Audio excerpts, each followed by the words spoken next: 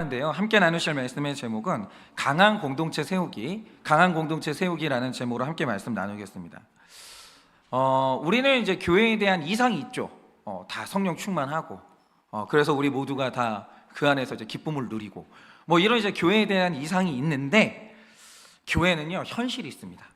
우리가 절대로 외면하고 회피하지 말아야 될 직면이 있는데, 직면해야 될 현실이 있는데, 우리 현실에는 여러 가지 교회들이 있습니다. 교회가 있는데 여러분도 경험하셨고 저도 경험했지만 교회의 체질이라는 게 다 똑같지를 않아요. 그게 문제예요. 예를 들어서 어느 교회나 오해라는 게 있습니다.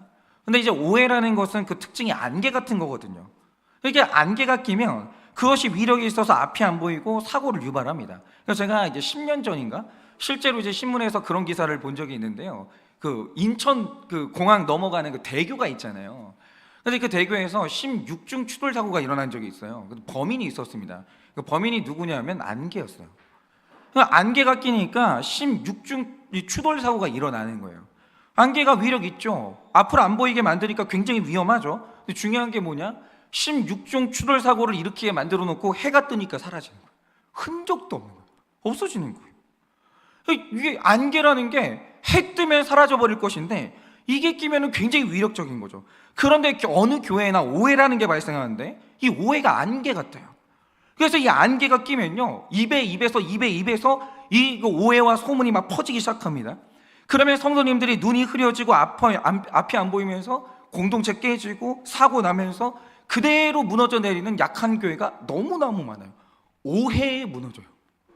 그런 교회 실제로 있습니다. 그러면 보세요. 오해에도 무너지는 교회가 사건 사고가 일어난다라고 하죠. 어떻게 되겠습니까? 흔적도 없이 사라지는 거예요. 너무 연약한 교회, 체질이 약한 교회가 분명히 존재를 한다는 거죠. 그런데 그런 반면에 오해라는 안개가 피어오르면 진실한 나눔으로 걷어내버리고, 자 우리 얘기해보자. 진짜야? 사실이야? 한번 다 모여봐. 그게 사실이야? 이런 식으로 진실한 나눔으로 걷어버리고, 그럴 리가 없어. 설령 그런다 할지라도 우리는 다 수용해. 아니 완전한 사람이 어디 있어? 그럴 수도 있는 거지. 그러면서 용서 용납으로 걷어내버리고, 그런 식으로 체질이요 굉장히 강력한 교회가 분명히 존재를 한다는 거죠.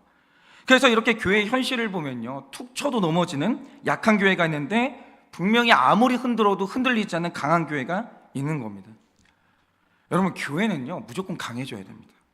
이게 우리만 다니고 끝날 교회가 아니고 나의 자녀, 또 그 다음 세대가 이 교회에서 신앙을 얻고 또 하나님을 만나야 되기 때문에 교회는요 강해져야 됩니다. 바람 좀 분다고 비 좀 온다고 무너져 내리면 그 교회는 사역이 완전히 실패를 한 거예요. 그래서 우리는 모인 것으로 끝나는 게 아니라 강한 공동체를 만들어야 되는데, 그럼 이 교회가 이제 이 공동체가 강해지려면, 우리 가정이 강해지려면 있어야 되는 게 뭔지 오늘 우리가 그것을 좀 묵상을 하고자 합니다. 그러면 공동체가 강해지는데 필요한 게 뭐냐? 첫째로 우리여야 강해집니다. 1절입니다.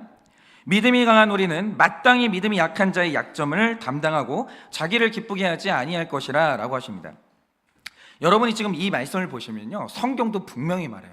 교회 안에, 그리고 이제 교회를 넘어서서 또 존재하는 교회들 중에 약한 자가 있고 강한 자가 존재하는 거예요. 그런데 이 말씀의 구도를 한번 잘 보세요. 강한 자를 뭐라고 표현합니까? 강한 나라고 표현하네요. 성경은 언제나 개인의 존재를 강하다라고 표현하지 않아요. 언제나 성경이 강하다라고 할 때 구약부터 신약까지 일관되는데 우리여야 강하다라고 얘기해요. 삼겹줄은 안 끊어져요. 우리일 때만 강하다고 말하는 거지, 개인이 아무리 탁월하고 대단하다고 해서 그건 강하다고 얘기하지 않는다는 거죠. 그러니까 보세요. 우리는 강해요. 그럼 자연스럽게 말하는 게 뭐겠습니까? 우리가 없는 사람은 무조건 약한 사람이에요. 여러분, 우리가 살면서 많은 은혜들을 경험하죠. 근데 제가 어저께도 이제 그런 생각이 들었는데, 우리가 경험하는 은혜 중에서도 정말 큰 은혜가 뭐겠습니까? 이거를 좀 한번 구체적으로 좁혀서 여쭤볼게요. 한 사람에게 있어서 부모를 만나는 은혜가 클까요? 배우자의 은혜가 클까요? 저는 당연히 부모님의 은혜가 측량할 수 없을 정도로 절대적이고 대단한 은혜라고 생각을 해요. 분명히 귀한 은혜인데 저는 배우자의 은혜가 그거보다 2배 이상 크다라고 생각합니다. 그래서 수치상 말씀드릴 수 있어요. 왜냐? 제가 이제 자식을 낳아보니까 알겠는데요, 제가 이제 딸을 낳고 제 계획은 지금 딱 정해졌지만 제 생각대로 되는 건 아니기 때문에 저는 25이면 얘를 치워버릴 생각입니다.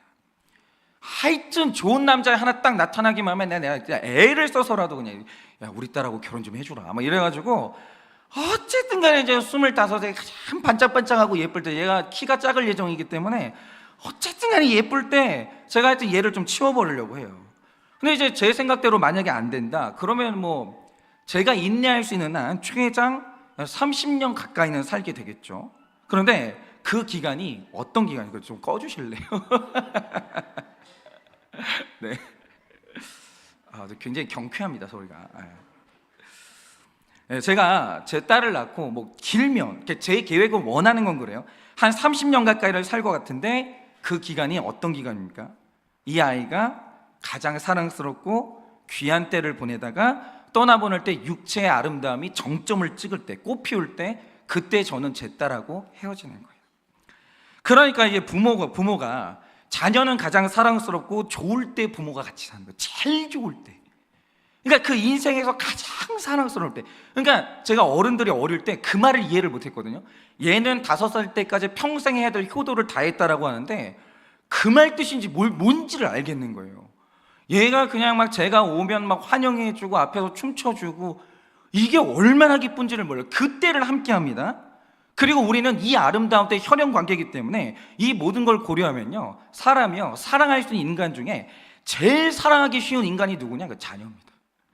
그 예쁘고 아름다운 자녀, 이거 사랑하는 거는 이게 그나마 제일 쉬운 거예요. 너무너무 예쁜 때를 우리 부모님들이 자녀와 같이 사는 거죠.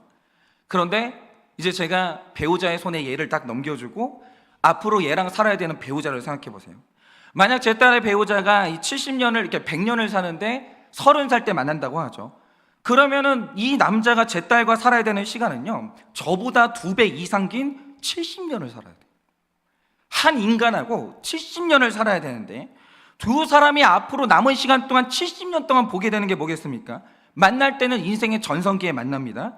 앞으로 남아있는 건 계속 약해지고 늙어가고 아파가고 무너지고 빼앗기고 이 순간들을 쭉 함께하는 거예요. 내가 보지 못한 시간들. 그리고 인생에서 가장 힘들다는 육아의 때를 함께할 것이고 직장 생활의 때, 실직의 때, 질병의 때, 배신의 때, 이런 때들을 계속 함께해요. 좋은 날들도 있겠죠. 그러나 인생에서 여러분, 제가 이 아이를 청년 때까지 기르는데 그때 뭐가 그렇게 힘들겠어요? 뭐 힘들어 봤자 뭐 입시의 실패 뭐 이런 정도겠죠. 그런데 앞으로 이 아이의 배우자가 이 아이와 함께 살면서 겪게 되는 건요, 막 실직, 뭐 죽음, 배신, 질병, 뭐 예를 들어서 뭐 치명적인 병에 걸렸습니다. 이런 얘기를요 병원에서 같이 듣고 있어야 되는 거예요. 그러니까 여러분, 부모는요 자녀의 생일 치러주는 존재지만 배우자는 상대방의 장례식을 치러주는 존재예요. 그런데 심지어 두 사람은 혈연 관계도 아니에요. 그런데 완벽하게 나와 남이었던 사람이 가장 힘든 70년을 나와 함께 쭉 해주다가 장례식을 치러주는데 어느 날 한 명은 가고 한 명은 남겨져야 돼요. 그 슬픔을 이해하시겠습니까? 여러분, 부모님들이 정상적인 때를 살면요, 부모님이 제 시신을 못 봐요. 내 시신을 봐야 되는 그 가슴 찢어지는 현장에 누가 있어야 되냐? 배우자가 있는 거예요. 그러면 딱 봐도 누구의 은혜가 큽니까? 배우자의 은혜가 훨씬 큰 거예요. 왜냐? 그 약함 때, 심지어는 내가 시신이 되는 그 너무나 극심한 슬픔의 때에 제 배우자가 있거든요. 여러분, 바로 이겁니다. 사람은요 절대적으로 이렇게 됩니다. 약해집니다. 여러분, 우리가 처음에는 누워 지내다가 그러다가 네 발로 기어다니고 그러다가 누군가 손잡아주고 세 발로 기어다니다가 두 발로 걷죠. 똑같이 그대로 돌아가는 거예요. 지팡이 집으면서 세 발로 걸어가고 그러다가 네 발로 기게 되고 누워있다가 하나님 나라로 가게 되죠. 인간은요 절대 교만해지면 안 됩니다. 반드시 약해집니다. 필연입니다. 지금 싱싱하게 뛰어다니는 이때는요 불과 몇 년이 안 돼요. 여러분, 사람이요 반드시 약해집니다. 그리고 사람은요 언젠가 인생에서 한 번쯤은 코너에 몰리게 되어 있어요. 온 세상이 나를 비난하고 나를 등 돌리는 것 같은 벼랑 끝에 반드시 인간은 한 번쯤 그 자리로 가거든요. 그때 한 명이냐 두 명이냐는 인생의 판도가 완전히 달라져요. 완전히. 그때 한 명의 사람은 완전히 재앙을 맞이하는 거예요.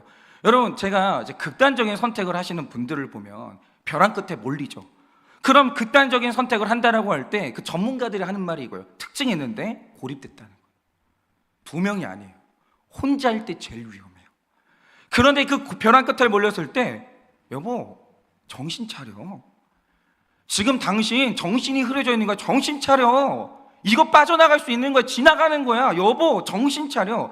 이 얘기 한마디 해줄 수 있는 그 한 사람이 내 옆에 있는 거, 이거 있는 거랑 없는 거는요, 인생의 이 구도가 완전히 달라지는 거예요.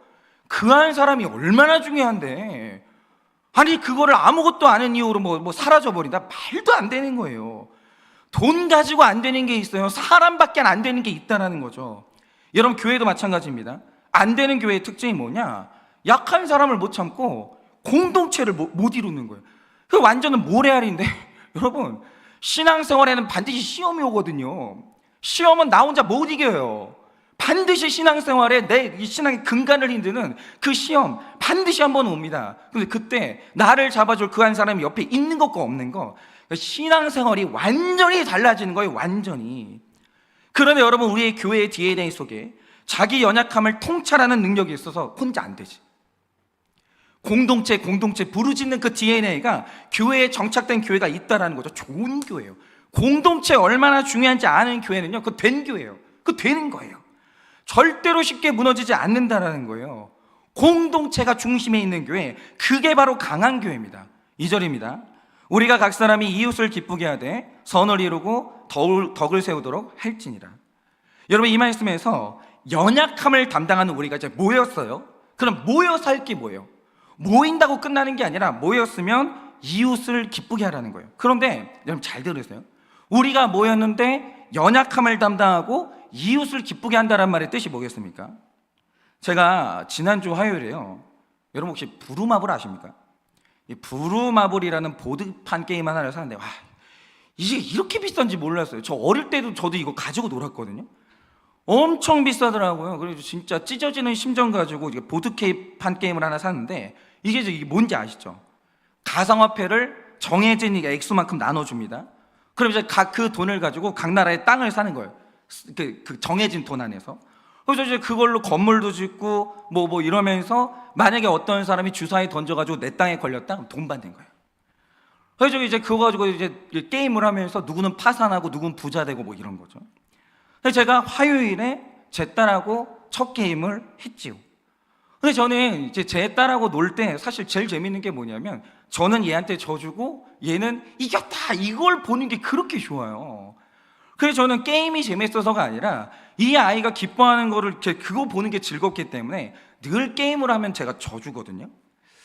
근데 제가 이게 이유가 있어서 산 거예요. 그래가지고 이번에 이제 부루마블 게임을 할 때 최선을 다했습니다. 43살짜리 아빠랑 8살짜리 딸이랑 최선을 다해서 게임을 했고 완전히 밟아버렸어요. 파산시켜버렸어요. 다 뺏었어요. 돈도 뺏고 땅도 뺏고 건물도 뺏고 완전 파산시켜버렸어요. 그러니까 얘는 막 속상하다고 펑펑 울고 아빠 너무하다고. 예를 들어서 이제 부루마블 게임을 하다 보면 무인도에 걸리거든요. 3번 쉬어야 돼요. 그럼 자산 다 날아가요. 한 번도 안 봐줬어요. 아니 3번 쉬어야 돼. 막 얘 막 한 번 걸리면 안 내, 못 줘, 돈을 막 못 준다는 거, 내놓으라고 막 다 뺏어갔어요.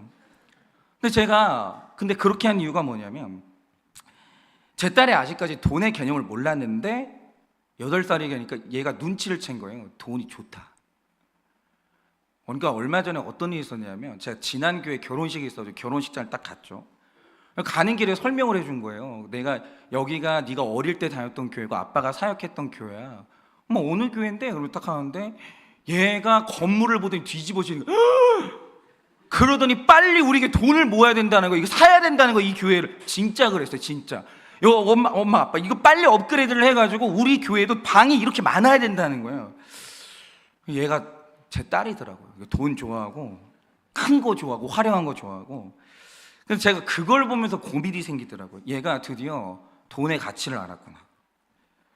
그래서 제가 이제 고민을 하다가 이 돈을 관리하지 못할 때 얼마나 큰 고통을 겪어야 되는지, 이거를 지금부터 알려줘야 되는 때가 왔다, 이게 생각이 들더라고요.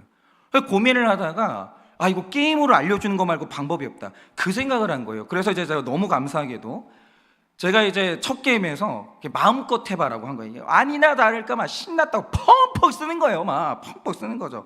그러다가 이제 저한테 건물 뺏기고 땅 뺏기고 다 뺏겼거든요.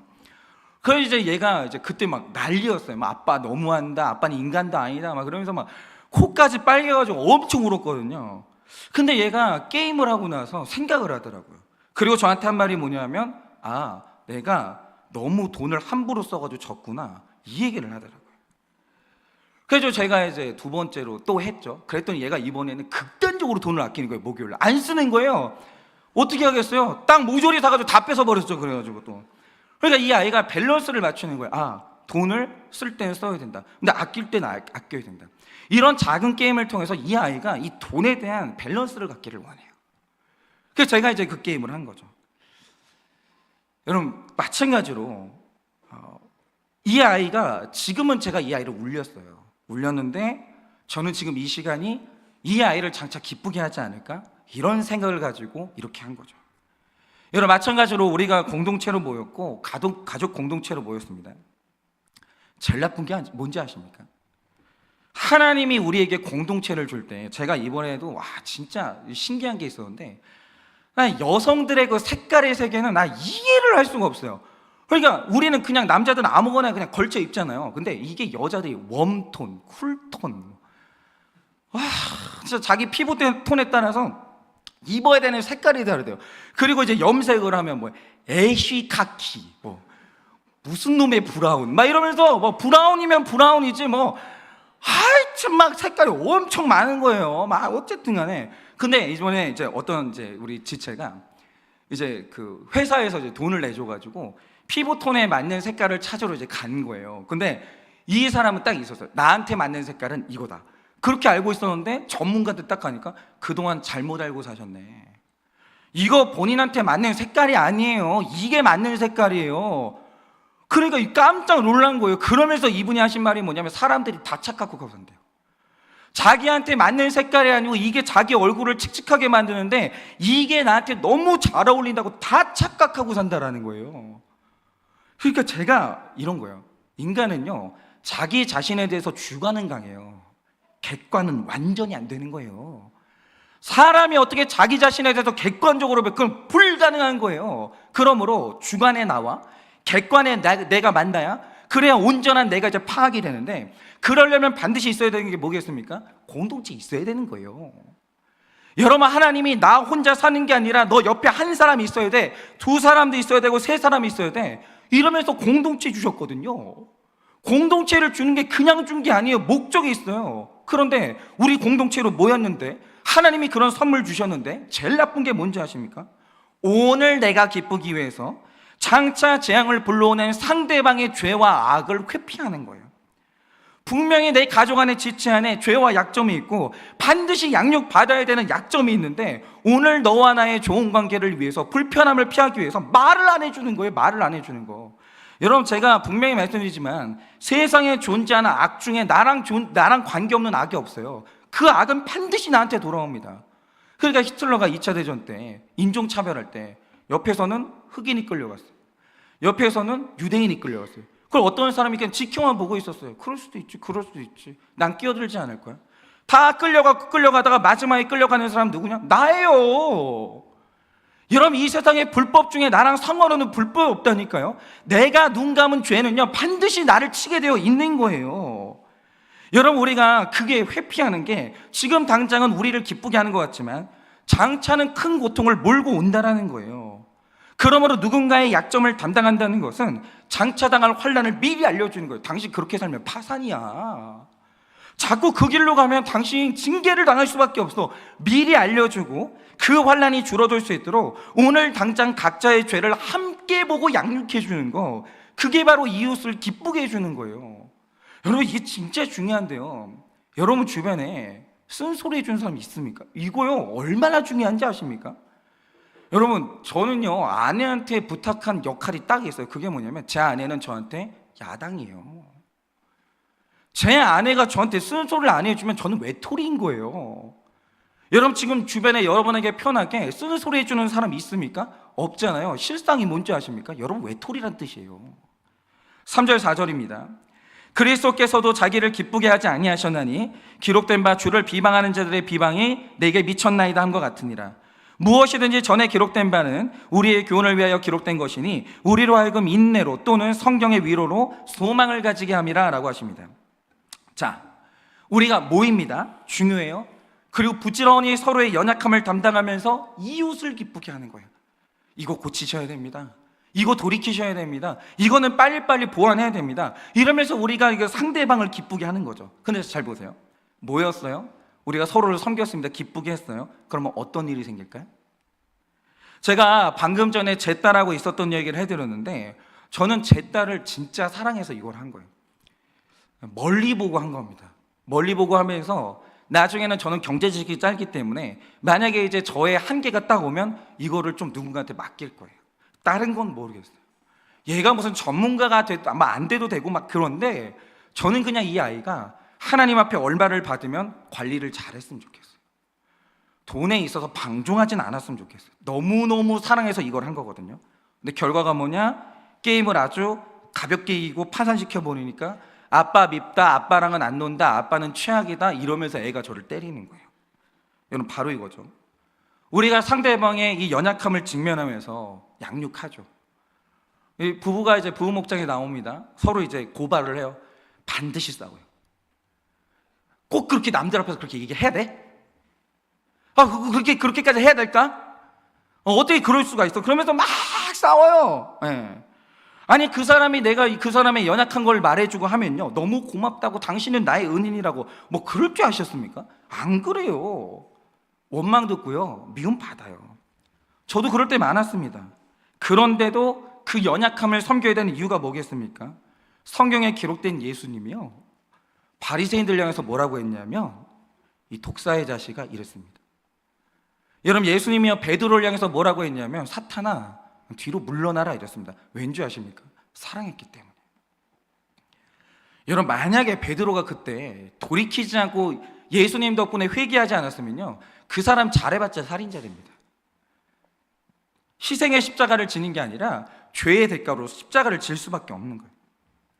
그런데 예수님을 뜨겁게 사랑하시고 그들에게 독사의 자식아, 사탄아 이렇게 말씀하시면서 돌이키기를 원했어요. 그 결과가 어떻게 됐냐? 손과 발에 못 박히셨고요, 침뱉음을 당했습니다. 그런데 중요한 건 이게 진짜 사랑인데, 그러니까 맨날 만나기만 하면 막 꾸짖고 일어나는 게 아니에요. 보이면 그걸 해야 된다라는 거예요. 그런데 이 진짜 사랑의 결론이 뭐냐라는 거예요. 그게 바로 부흥이에요. 그게 바로 구원이고, 여러분, 이것이 바로 진짜 상대방을 기쁨으로 우리가 연약함을 담당하는 게 진짜 큰 기쁨이라는 걸 성경에서 봤기 때문에 우리도 모든 걸 감수하고서라도 이거를 해야 되는 거예요.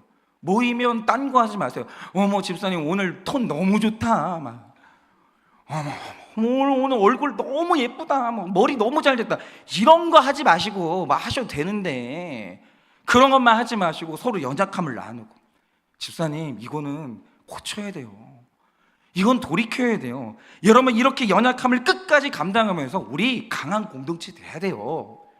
그래야만 이 교회가 2대, 3대, 4대까지 걸쳐서 영혼 살리는 교회로 우뚝 서게 된다는 겁니다. 적용 질문 드립니다.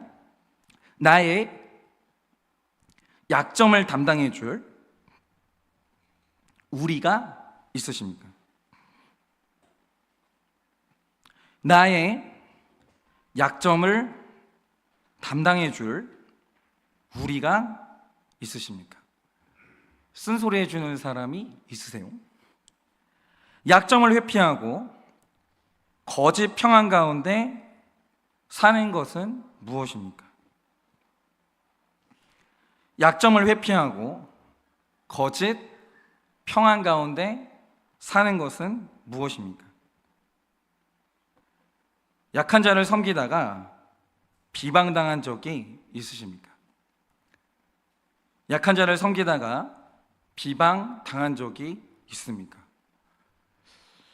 이제 제가 그 9월 24일이면 저희 목장에서 저는 이제 빠져나옵니다. 그래서 저는 이제 목장 탐방을 할 예정인데, 제가 이제 그 얼마 안 놔두고 이제 빠져나오는 걸 얼마 안 놔두고 지난주 금요일 날 우리가 이제 판단할 거냐 그러니까 판단할 거냐 아니면 이제 분별할 거냐 이걸 놓고 목원 한 명씩 돌아가면서 이제 목원들이 이제 그 사람에 대해서 얘기를 해준 적이 있거든요. 와, 너무 무서운 거예요. 막 막 신랄하게 얘기하니까 너무 무서워가지고 재수서에는 안 했죠.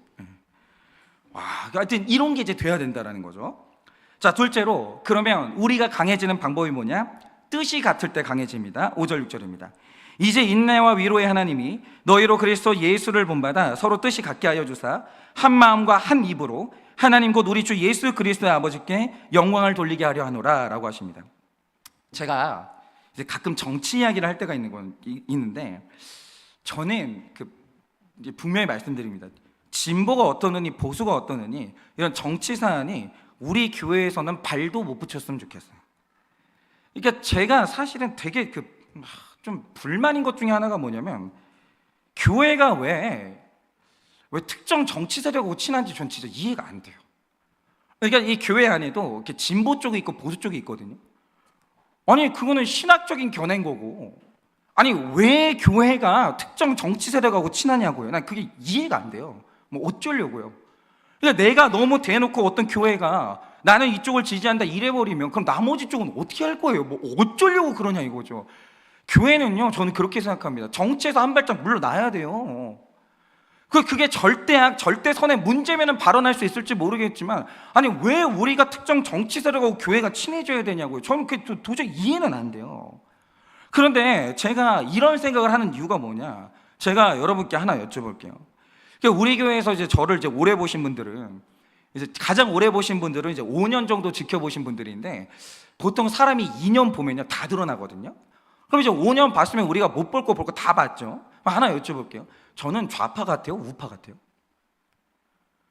여러분은 저 보실 때 어떻게 보이십니까? 근데 제가 이제 우리 교회는 설교를 이제 오픈하니까 우리 교회 성도님들만 아니라 다른 교회 성도님들도 들으시잖아요. 근데 그러다가 작년인가? 제가 이제 경험한 게 뭐냐면 제가 우파라고 욕을 먹었어요. 그러다가 며칠 뒤에 좌파라고 욕을 먹었어요. 그래서 제가 이상한 게 뭐냐면 그 전까지는 괜찮아요. 근데 저에게 어느 날 정치색이 씌워지면서 좌파 혹은 우파가 될 때 그때 일어난 일이 뭔지 아십니까? 얼마 전까지만 해도 그분들은 제 얼굴 모르고 저도 그분들 얼굴 모르거든요. 그때까지는 우리가요 나누는 대화라는 게 뭐겠어요? 목사님 이 부분에서 은혜 받았습니다, 감사합니다, 서로 은혜를 나누는 거예요. 되게 화기애애했거든요. 이상해요. 나 좌파되는 순간 우파에 계시는 분들이 그전에는 저를 향해서 목사님 이러면서 존중을 해주셨거든요. 근데 갑자기 이 목사는 아무리 봐도 좌파 목사래요. 수상하대. 그리고 저를 우파라고 느끼시는 분은, 느끼시는 좌파분은, 아니 목사님 왜 통일되어야 될 동포를 향해서 그렇게 악의적인 말을 하냐고 저를 통일을 싫어하는 역적을 만들더라고요. 민족의 역적을. 그래서 제가 여기에서 경험한 게 뭐냐면, 교회가, 잘 들으세요, 이 교회는요 교회가 목적에 집중하고 있으면 그 아무도 못 건드려요. 강력한 교회 됩니다. 근데 교회가 나의 성화와 이웃의 영혼 구원, 여기에서 벗어나가지고 교회가요 정치에 정신 팔리고 부동산에 정신 팔리고 애들 입시에 정신 팔리는 순간 싸움판과 질투의 장이 되면서 순식간에 변질되고 무너져 버립니다. 교회가 목적에서 벗어나는 순간 완전히 이상한 단체 되는 거예요. 완전히 이상한 단체가. 예를 들어서 이런 거죠. 만약에 어떤 교회의 핵심 가치관이 진짜 온 교회가 영혼 구원하고 나의 성화에 집중되어 있다라고 하죠. 그때 일어나는 일이 뭔지 아십니까? 사람이요 옆 사람이 회개했다는데 질투하는 사람 별로 없어요. 집사님 그거 알아? 그 집사님 회개했대. 어머 진짜 너무 감사하다. 어떻게 그런 일이 일어날 수 있지? 하나님 살아 계신가 봐. 집사님 그 집사님 교회 왔대. 그 사람 교회 왔대. 예수 믿었대. 너무 잘 됐다고. 여러분 우리가 교회가요 특이한 게 뭐냐면 영혼 구원하고 회개가 메인 이슈가 돼가지고 거기에 집중하고 있으면 교회 하나 돼요. 굉장히 강력한 교회가 됩니다. 근데 중요한 게 뭐냐, 교회들마다 이상한 교회 있어요. 껍데기는 교회인데 온갖 모이기만 하면 정치 얘기하는 교회가 있어요. 모이기만 하면 주식하고 집값 얘기하는 교회가 있고, 모이기만 하면 이 지역이 특별히 그런데 애들이 입시 얘기만 하는 교회들이 있다라는 거죠. 뭐 대학 얘기하고. 어떻게 되는지 아십니까? 다 겉으로는 복음 얘기해요.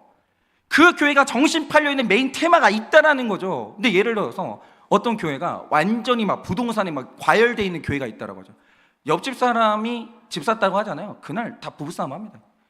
내가 너 같은 거 만나가지고 월세 살고 있는 그 남자 만났어야 되는데. 난리 나는 거예요. 난리 나는 거예요. 완전히 교회가 입시 매몰되어 있는 교회가 있다라고 하죠. 우리 애는 그렇지 못했는데 옆에 애가 이렇게 스카이 같다라고 하죠. 그날 있잖아요. 끝장납니다. 목사님이 혹시라도 걔 축복하거나 칭찬하는 얘기하면요, 그날로 교회 파탄 나는 거예요. 안 그럴 것 같죠? 진짜 그럽니다.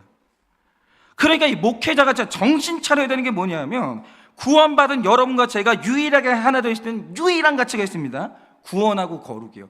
이것만 우리가 집중하고 있으면 아무도 못 건드려요. 이 교회는 하나가 됩니다.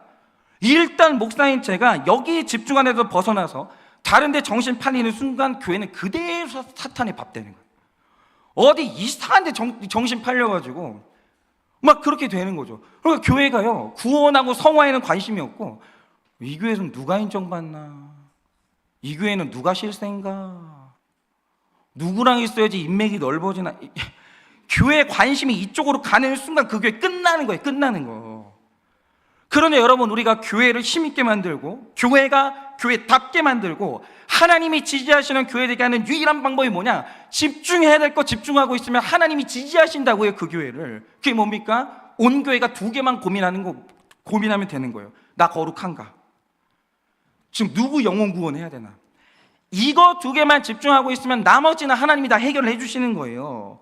그리고 그 주제 외에 다른 주제가 사소해질 때 하나님이 그 공동체를 지지해 주시고 나머지 문제는 하나님이 해결해 주신다는 거죠.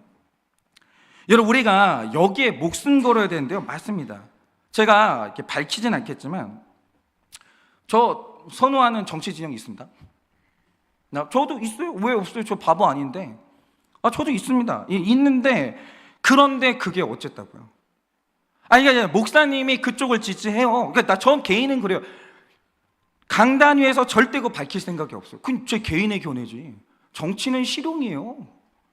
여러분이 필요한데 그냥 지지하세요. 알아서. 저는 저 지지할 테니까.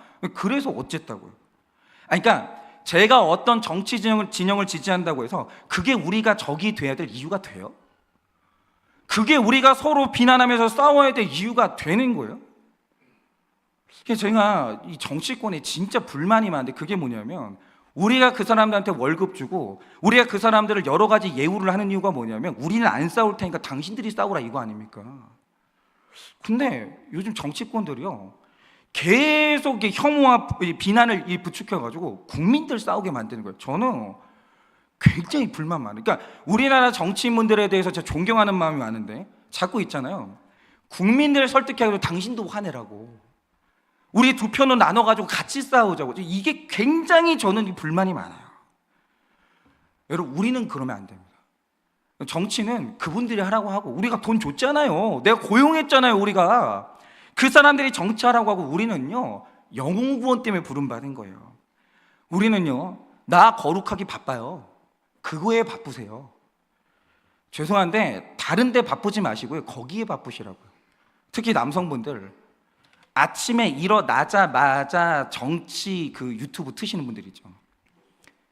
있으시죠? 아내분들 그거 듣기 싫어 죽겠죠, 그죠? 네. 그러시면 안 됩니다. 제일 먼저는 말씀 들으세요. 그러시면 되잖아요. 거기에 영혼 구원하게, 우리는 나 거룩하기 바빠야 되고요, 우리 영혼 구원하기도 바빠야 돼요. 그러니까 이런 거죠. 거기에 이제 집중하면, 자, 목사님이 진보래요, 보수래요? 뭐 어쩌라고? 그런가 보지. 이렇게 돼야 되는 거예요. 나머지는 왜 그것 때문에 우리가 싸우냐 이거죠. 그래서 우리 교회는 가장 중요한 게 뭔지에 대해서 한 목소리를 내고, 그리고 강력한 교회가 되기를 바라봅니다. 정규 질문 드립니다. 우리 가정과 교회의 가장 중요한 가치는 무엇입니까? 우리 가정과 교회의 가장 중요한 가치는 무엇입니까? 서로 중요한 것이 달라 싸우고 있지 않으십니까? 서로 중요한 것이 달라 싸우고 있지는 않습니까? 거룩이 회복돼야 가족과 교회가 하나 되는 것을 믿으십니까? 거룩이 회복돼야 가족과 교회가 하나 되는 것을 믿으십니까? 그래서 셋째로, 강해지는 길은 용납해야 강한 우리가 됩니다. 7절입니다. 그러므로 그리스도께서 우리를 받아 하나님께 영광을 돌리신과 같이 너희도 서로 받으라 라고 하는데, 여러분 이 받으라 라는 말의 이 원어적인 이미지가 뭐냐면 이런 겁니다. 우리가 예를 들어서 어떤 사람이 인삼을 입에 딱 넣었어요. 굉장히 쓰고 향이 강하잖아요. 근데 그거를 견디질 못하는 분들이 있어요. 그래서 그거를 웩 하고 뱉어버리면 받질 못한 거죠. 근데 어떤 분들을 보면은 이게 향이 강하고 굉장히 쓰이긴 한데 나의 건강을 위해서 끝내 삼키는 분이 있다는 거죠. 이게 바로 받으라 라는 말의 원어적인 이미지예요. 이게 만약에 받는다라고 하죠. 그러니까 굉장히 힘들어요. 향이 강해요. 써요. 근데 받으면 그게 나를 강하게 만드는 거죠. 그러니까 이런 건데, 여러분 한번 생각을 해보세요. 우리가 누구를 받아야 돼요? 누구를 삼키고 누구를 용납해야 돼요? 제가 일단 하나 말씀드릴게요. 여러분도 TV에서 그런 장면 보실 적이 있으실 텐데, 야구를 좋아하시는 분은 아실 거예요. 내가 야구장에 갔어요. 있는 것도 좋아요. 그러니까 야구장에 그 분위기가 있대요. 특유의 분위기, 막 역동적이고 막 재밌고. 그런데 내가 야구장에 갔는데 일어날 수 있는 일 중에 제일 좋은 일이 뭐겠습니까? 내가 너무 좋아하는 타자가 홈런을 빵 친 거예요. 그날 뭐 스트레스 빵 날아가죠. 막 너무 기쁜 거예요. 그것만 해도 뒤집어질 만큼 기쁜데, 근데 그 홈런볼이 날아가는데 내 눈앞으로 계속 오는 거예요. 그러면서 내 손에 탁 하고 오는 거예요. 그러면 진짜 그날 야구 팬 난리 납니다. 야구도 보고 홈런볼도 잡고 거기에다 TV도 나오는 거예요. 왜냐하면 중계진이 누구 잡으면 딱 보여주거든요. 그래서 보시면 여러분 아시잖아요. 야구 중계 보다가 이게 홈런볼이 날아가지고 어떤 사람이 잡았다. 막 이러면서 그러면서 막 카메라에 잡히고, 그럼 막 다 전화 와가지고 야, 너 너무 잘 나오더라, 막 TV에 나오더라, 홈런볼 어떻게 생겼나, 막 난리가 나는 거죠. 근데 여러분, 미국은요 스포츠가 종교예요. 스포츠 얼마나 좋아하는 줄 아십니까? 근데 미국에서 실제로 있었던 일이 뭐냐, 미국은 우리나라보다 스포츠를 훨씬 좋아하기 때문에 만약에 방금 드린 말씀이 있다, 예를 들어서 뭐 샌프란시스코 자이언트 같은 경우는 홈런을 치면 그 바깥이 바다예요. 그래가지고 만약에 홈런볼이 나가잖아요. 배 타고 있다가 뛰어들어서 잡아요. 난리도 아니에요. 근데 이걸 잡으면 얼마나 좋아하겠어. 막 TV 나오고 막 너무 좋죠. 그런데 한 번은 어떤 야구를 보는데 어떤 사람이 그걸 땅 친 거예요. 날아가요. 막 다들 막 와 잡으려고 손을 하는데 갑자기 그 얌전하게 앉아있던 어떤 사람한테 날아가가지고 턱 하고 잡은 거죠. 근데 신기한 게, 누가 이제 공을 딱 잡으면 중계진이 잡아주나요? 그럼 보통 사람들은 막 이러거든요. 근데 갑자기 공을 버리더니 바퀴벌레 뚝 찢어지는 거예요. 얼굴 가리고. 왜냐? 양쪽 사람들 배우자가 다 집에 있는 거예요. 근데 이 바람 피우는 커플이 들키지 않겠다고 야구장에 와가지고 몰래 바람 피우고 있는데, 하필이면 홈런볼이 하다가 몰래 바람 피우고 있는 커플한테 진짜 실제로 있어서 따온 거예요. 난리 났답니다. 맞아 죽었겠죠 뭐. 그래서 이제 그렇게 된 거죠. 근데 여러분 생각을 해보세요. 이 사람들만 그런 게 아니라 야구공이 하고 날아가다가 누가 됐든지 간에 그 사람을 딱 찍는다고 생각해보세요. 그 사람은 죄인이에요. 누구를 찍어도 죄인이죠. 거기 죄인 아닌 사람이 어디 있냐고요. 만약에 여러분 이게 홈런볼이 나와서 여기 교회에서 하다가 누가 하나 딱 맞힌다고 하죠. 그 사람 죄인이에요. 보나 마나. 그게 저한테 날라와서 저도 죄인인 거지. 여러분, 어떤 사람이 인생에서 홈런볼을 잡는다고 해도 그 본질은 그 사람 죄인이에요, 죄인. 여러분, 죄인 아닌 사람이 어디 있냐고요. 그게 교회고 사람이라는 거죠. 8절하고 9절 상반절입니다. 내가 말하노니 그리스도께서 하나님의 진실하심을 위하여 할례의 추종자가 되셨으니 이는 조상들에게 주신 약속을 견고하게 하시고 이방인들도 그 긍휼하심을 의로 말미암아 하나님께 영광을 돌리게 하려 하심이라 라고 합니다. 제가 확실히 아는 한 가지가 있는데요. 제가 이제 한일교회에서 이제 5년을 사역했는데 그 날 동안 저 때문에 상처받고 시험 드신 성도님들이 얼마나 많겠어요. 제가 그걸 모르지 않아요. 제 눈빛, 제 행동, 제 말실수, 그게 여러분들을 얼마나 힘들게 했는지 저 알고 있어요. 그래서 제가 5년씩이나 이 교회에서 목회를 하고 있다라고 할 때 그 이유는 제가 너무 잘하고 잘나고 센스 있고 이래가지고 그런 게 아니라 성도님들이 제가 말 실수할 때 그럴 수 있지 삼켜주신 거예요. 제가 어떤 실수를 할 때 목사님이 사람인데 실수할 수 있지 그러면서 여러분들이 삼켜주신 거예요. 용납해 주셨고 이해해 주셨기 때문에 제가 오늘 여러분들하고 함께하고 있다는 걸 너무 잘 알아요. 전 저 자신에 대한 환상은 별로 없어요. 제가 저 자신에 대해서 그냥 뭐 늘 바라보고 있기 때문에 그거 잘 알고 있습니다. 그런데 여러분이 저를 참아주셔서 여기 있잖아요. 반대도 마찬가지인 거 아십니까? 저를 참아주시는 여러분은 뭐 그렇게 좋은 사람인지 아십니까? 여러분 섬기면서 저도 많이 참고 살았습니다. 얼마나 참았는지 아십니까 제가? 얼마나 참았는지 아시기는 해요. 그러니까 여러분하고 저하고 헤어지지 않고 오늘 이렇게 공동체를 이루는 진짜 힘이 뭐냐면 서로가 너무 괜찮은 사람이라 그런 게 아니었다는 거예요. 여러분 우리 있잖아요 5년 봤으면 볼 거 안 볼 거 다 본 거예요. 우리 있잖아요 밑바닥까지 다 봤어요. 안 그랬어요? 다 봤잖아요. 각자 우리가 봤고 다 봤다라는 거죠. 그런데 우리가 하나 될 수 있었던 힘이 뭐겠습니까? 자, 오늘 말씀은요 삼키라는 거예요. 근데 삼킬 수 있는 능력이 뭐겠습니까? 그게 뭐냐면 어떤 일이 벌어질 때 먼저 그 사람보다 큰 내 죄를 받고 그런데 상대방의 죄를 보니까 그게 삼켜졌다라는 거예요. 이게 삼킬 수 있는 논리고 이게 바로 그 원리인 거예요. 저는 그게 이 교회의 힘이 돼야 된다고 생각하는 거예요. 그런데 이런 거죠. 내 죄가 안 보이는 거예요. 당신 죄가 보이는 거예요. 그럼 어떻게 되는 줄 아십니까? 혐오스러워가지고 못 삼키는 거예요. 나 자신은 너무 향기가 나고 괜찮은 사람인데 왜 저 사람은 저렇게 냄새가 날까? 이래버리잖아요. 못 삼켜요. 혐오스러워가지고. 저처럼 인격이 악한 목사는 함께할 공동체가 없는 거죠. 여러분, 우리 공동체를 지키는 유일한 힘이 뭐겠습니까? 성품으로 이런 거죠.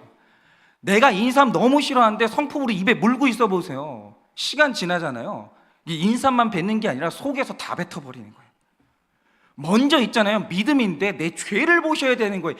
이게 안 되는 교회는요 용납이 안 되는 거예요. 어떻게 용납할 거예요? 삼켜지지가 않는데 내 죄 보는 게 안 되는 교회는요 굉장히 어려워집니다. 제가 그걸로 지금요 이번 주에도 후배 목사님 한 명 만났거든요. 그러니까 이게 안 되는 거예요. 그런데 그 누구보다 큰 내 죄를 보게 되면 다 삼켜지는 거예요. 다. 내가 더 악한데 이게 뭐라고 삼켜지는 거예요. 그 용납을 해내는 게 아니라 용납이 돼야 되는 거죠. 그런데 구속사 안에서 용납이 되는 교회는 사탄이 어떻게 해볼 수가 없는 거예요. 아니 용납이 안 되는 게 있어야 시험거리로 만들어 보겠는데 삼켜버린 거예요. 뭘로 시험거리를 만들 거예요?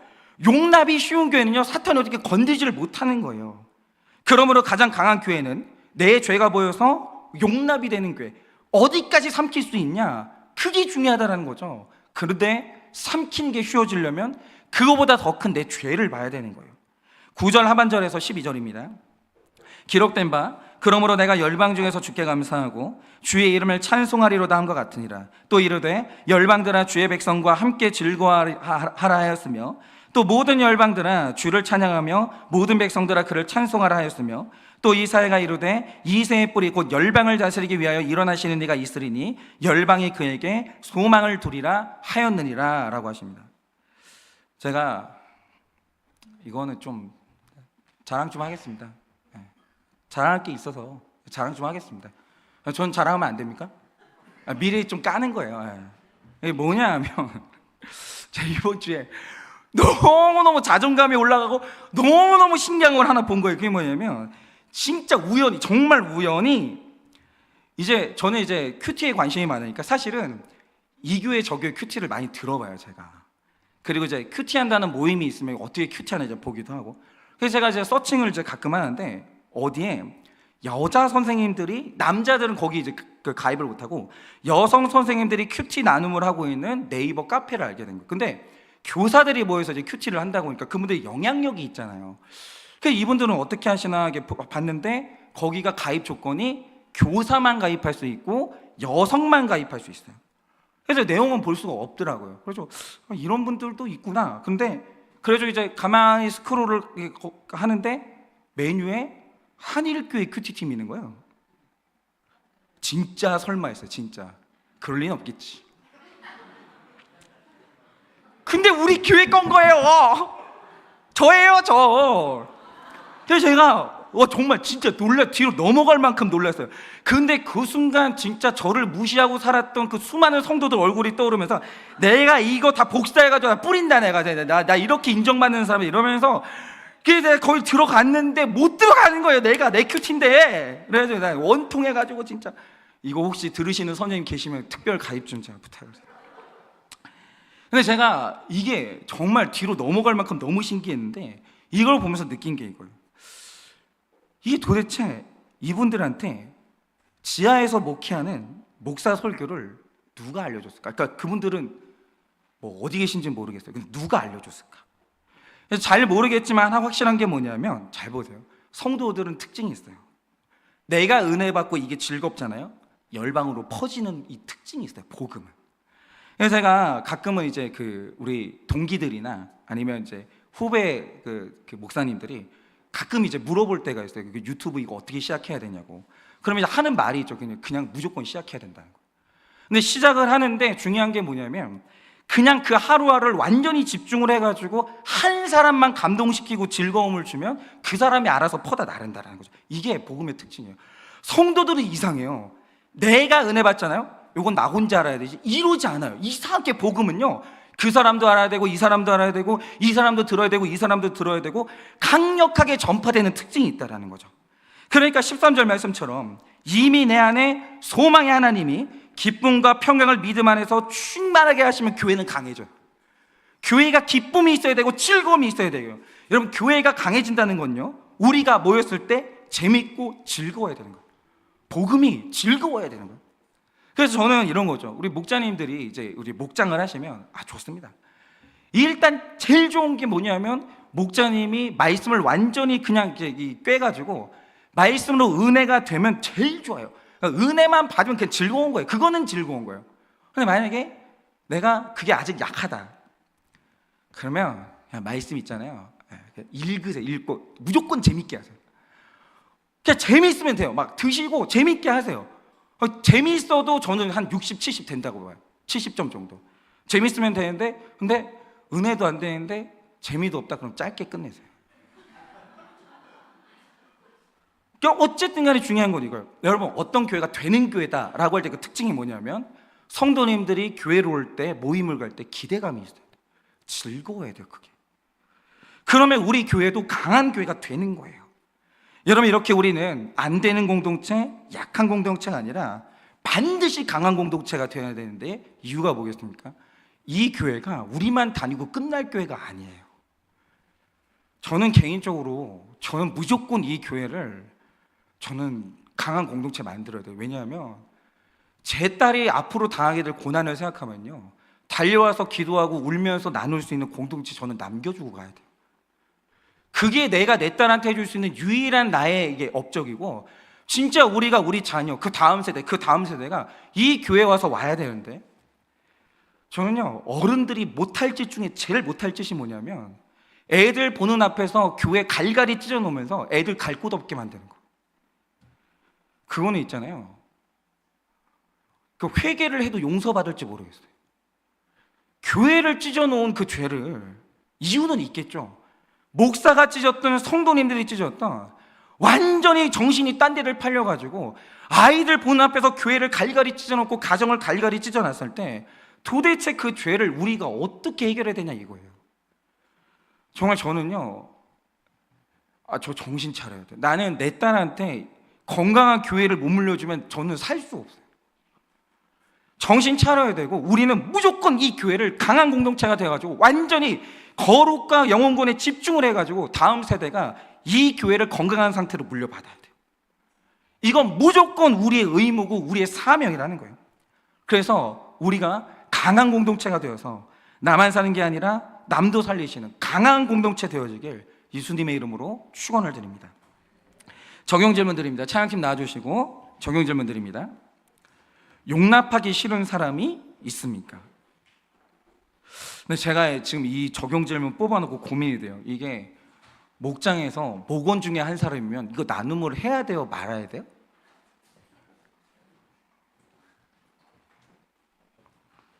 뭐 목자님들 알아서 하세요. 뭐 폭탄 알아서 감당하시고. 예. 용납하기 싫은 사람이 있습니까? 그 사람을 받아들이고 사랑하는 게 최고의 선교임을 아십니까? 그 사람을 받아들이고 사랑하는 게 최고의 선교임을 아십니까? 예배와 공동체로 모일 때 즐거움과 기쁨이 있으십니까? 예배와 공동체로 모일 때 즐거움과 기쁨이 있으십니까? 없다면 이유는 무엇일까요? 없다면 이유가 무엇이겠습니까? 이 시간에